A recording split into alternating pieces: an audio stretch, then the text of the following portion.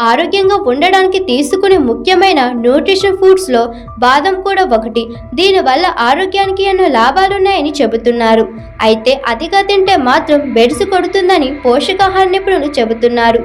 ముఖ్యంగా బాదం పాలు తరచుగా తాగడం లేదా తాగిన ప్రతిసారి ఎక్కువగా తాగడం వల్ల ఆరోగ్యంపై దుష్ప్రభావాలు చూపుతాయి. ముఖ్యంగా శిశువులకు వీటిని ఇవ్వకూడదంటున్నారు నిపుణులు. ఎందుకంటే ఇవి తల్లిపాలు లేదా ఫార్ములా మిల్క్లో ఉండే పోషకాలను అందించలేవు. ఇంకా ఏ రకాల దుష్ప్రభావాలు ఉంటాయో ఇప్పుడు తెలుసుకుందాం.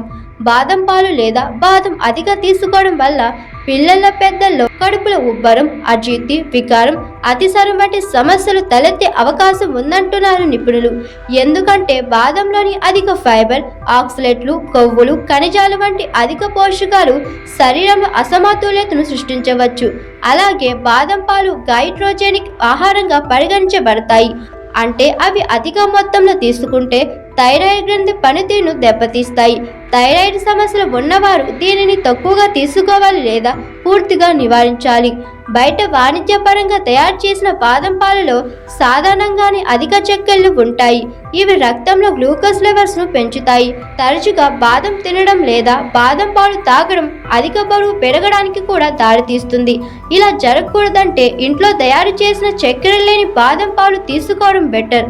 అలాగే నట్ ఎలర్జీ ఉన్నవారికి బాదం పాలు అస్సలు పడవు. వ్యక్తిగత ఆసక్తి, ఆరోగ్యాన్ని కూడా పరిగణలోకి తీసుకోవాలి.